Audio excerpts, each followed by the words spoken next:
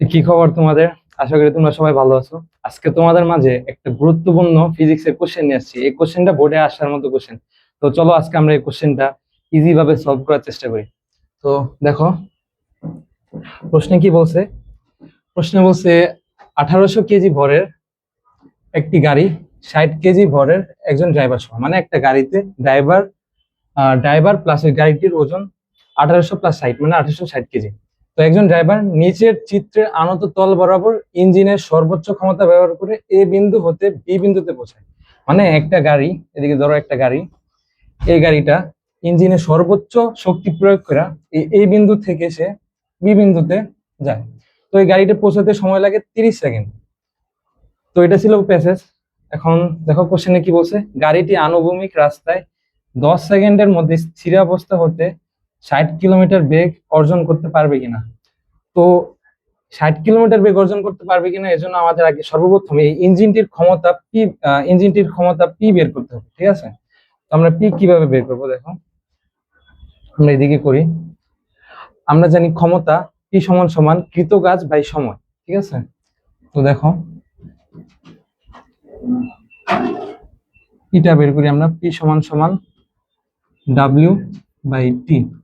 ঠিক আছে, তো ডাব্লিউ সমান সমান কি ভাই, কৃতকাজ। এখানে এখানে দেখো এখানে এইচটা কিন্তু মিসিং। ঠিক আছে, সরি,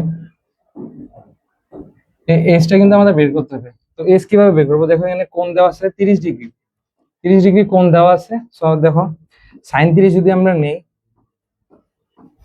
সাইনের অনুপাত কি, সাগরের লবণ অনেক, তার মানে লম্ব বাই অতিভুজ। লম্ব এইচ, অতিভুজ কত, এবি, এবি মানে কত 100 মিটার। ঠিক আছে, তার মানে এইচ সমান সমান সাইন 30 ইন্টু 100। তো কৃতকাজ সমান সমান কি, M G S, M into G H, H by T. এখন দেখো এইচ মানে কত পাইছি, sine 30 into 100। So M into G into, sorry মানগুলা বসাই দিই। এম এর মান কত, দেখো এখানে 1800 কেজি সে গাড়িটির ওজন, সাথে কিন্তু ড্রাইভারের ওজনও অ্যাড হবে। তাহলে ওজন এম সমান সমান 1800 প্লাস 60, 1860 কেজি।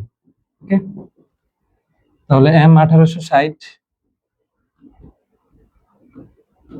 জি 9.8, আর এইচ সমান সমান কত, সাইন 30 ইন্টু 100, মানে 100 ইন্টু সাইন 30। আর টি, এ বিন্দু থেকে বি বিন্দুতে পৌঁছাতে সময় কত লাগে, দেখো 30 সেকেন্ড। সো টি এর মান 30।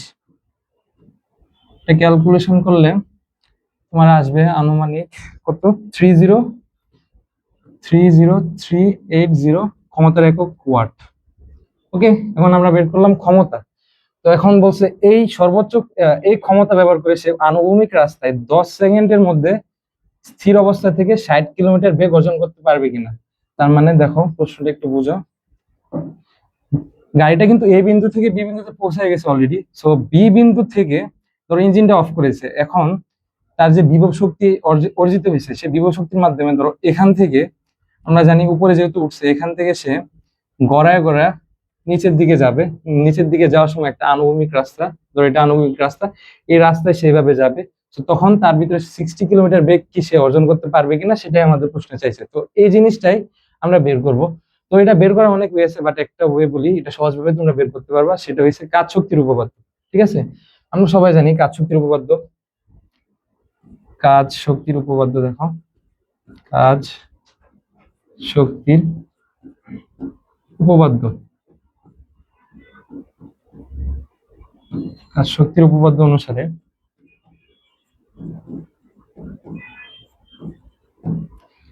দেখো কাজ শক্তির উপপাদ্যটা কি, মোট কৃতকাজ সমান সমান গতিশক্তি পরিবর্তন, মোট কৃতকাজ এর সমান হবে কি, গতিশক্তি পরিবর্তনের হার, গতিশক্তির পরিবর্তন, সরি।